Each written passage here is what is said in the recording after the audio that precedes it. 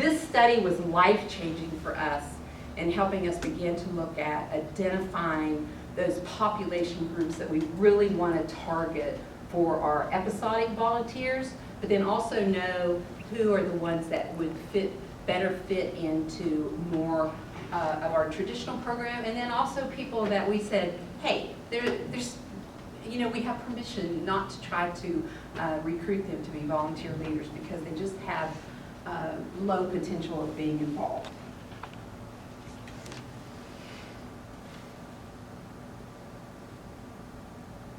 One of the things that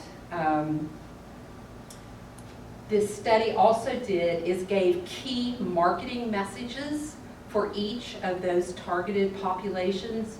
So as we were developing our promotional materials, we used those key messages such as share your knowledge with a new generation of young people, teach a new generation life skills, give back to your community.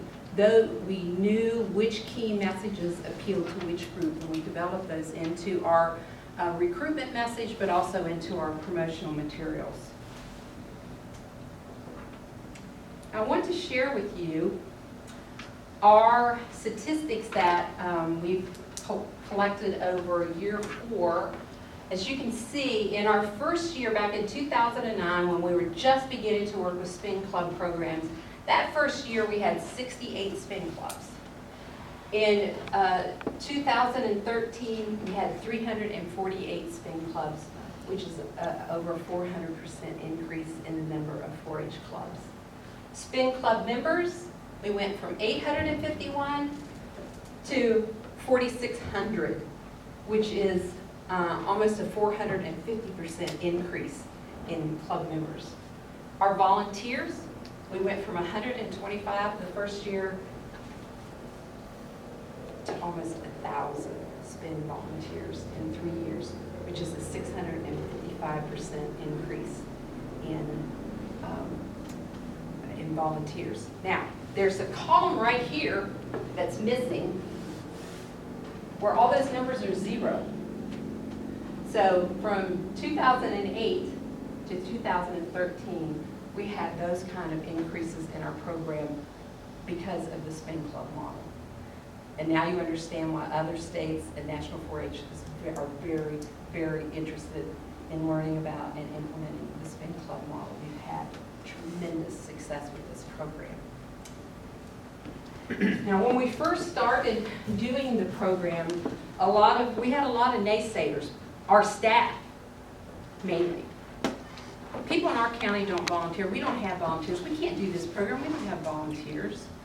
Or we had other people saying, you're watering down the 4-H program. You're taking away the best parts of the 4-H program. Well, the statistics that I just showed with you prove just the opposite. We've got lots of volunteers in Illinois because we're not trying to sign them up to be 50-year volunteer leaders. We're signing them up for a specific period of time. And the same thing is true for the kids. Kids are used to doing things by season. They play soccer in the fall, they play basketball in the winter, in the summer they go back to running track or whatever, and it's the same thing. 4-H can fit into that seasonal approach, and it has worked very well for them. For the people that say we're watering down the 4-H program, in 2014 we did a comparative study between the positive youth development outcomes of our traditional 4-H program and a sample of our spin club members. And what we found that for the positive youth development outcomes between our traditional program and our 4-H youth or spin club program is that the results were very, very similar. There were 2 things that stood out. Number 1, the spin club members reported greater levels of mastery of a topic than the kids who had been in a traditional 4-H club program for a number of years, because that's what the spin club focus is mastery of the topic. The traditional club programs, those members scored higher in generosity And mainly that is because in 4-H, traditional 4-H clubs, they focus a lot of their club time on community service projects, and then the kids do their project work on their own, whereas in the spin club program, that is reversed. They do their project work within that spin club program. So our outcomes that we have shown with the spin club program have been able to overcome a lot of naysayers about the spin club model. The next area of expertise that I can bring to 4-H Youth Development and ALEC is the work we have been doing with teens as leaders. I think I've shared with everybody this document. Is there anybody that doesn't have this? For the last year to 18 months, we have been identifying 6 areas of leadership in the area of our teens. Our teen program was suffering, like many other states, is that we were losing our middle school and high school youth. So we began to look at different ways that we could engage our teens in our program, and we identified these 6 areas. Planning. That could be on a club level, a county level, or a state level. Promoting, telling other people, young people about 4-H. Teaching, mentoring younger 4-H members. Advocating. We have a group of teens that we train, and they go to Springfield to our state legislator and our governor and advocate for us. We don't, the teens do that. And then advising, serving on advisory committees. And we have found ways to engage those young people in multiple areas of our program. And obviously you can't read the slides, so that's why I tried to give you the handout so you could look at some of the ways that we're engaging teens. And what we have seen is a dramatic influx of teens into our 4-H program over the last 18 months. Specifically, I have been working with the Teens as Teacher component of this model. Last summer, we had almost 300 teen teachers that were recruited from low-income communities around the state that received training to be teachers for our ConAgra Food Smart Families program. And so those teen teachers were responsible for teaching the program. And they worked with the younger youth. And as you all know, from a developmental perspective, younger kids idolize teens. They look up to them, they want to be like them, they want to be around them, they want to touch them, they want to be their friends. And so to have those teens serving as role models for our young people around healthy living and eating has just been tremendous. But what we saw in the teens is even more exciting. We saw teens who became competent in subject matter expertise. They became confident in themselves and competent in their teaching.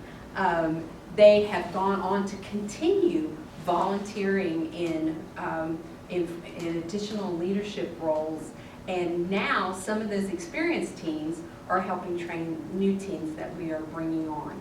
And they've really made an impact in their community through a true youth-adult partnership. We've also included them in our Youth Voice, Youth Choice grant that we did supported by Walmart. And I have a program, 4-H Health Jam, that is a national 4-H program of distinction. And it is also a national Healthy Living recommended program. We engage a lot of community partners in the area of health education to assist us with this program, but we had never before used teens as teachers. And so last year we were challenged to use teens as teachers to help teach some of these sessions. And so we mobilized 51 teens to help us with this program, and it was a huge success. And so this year our goal is to shoot for close to 100. So we just have to rethink about the way that we've done things to include how we can include teens as teachers.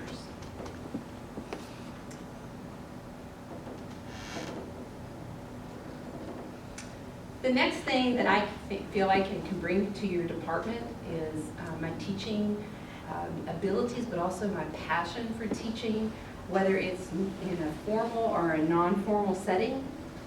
I love seeing young people and adults that are engaged in learning and really having fun while they're learning.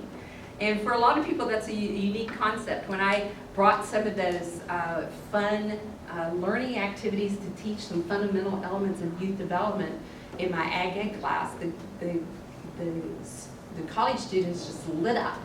And that really lights me up, and I just get excited to see them so actively engaged in that learning. And then the next thing that is so important for me is to make sure that whether we're working with 4-H members in clubs, whether we're working with college students, or we're working with our adult volunteers, that we're helping them make the connection between what we're teaching them and real world situations. Making those connections is vital.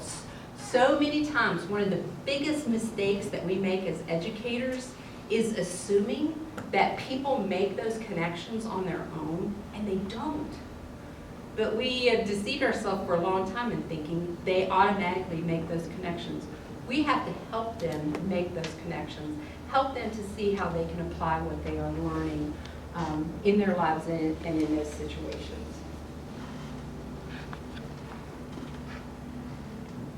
To me, I'd like to generate a spark in the classroom, whether that spark is around topic or the passion for what they want to do in youth development, program development, or curriculum development, and also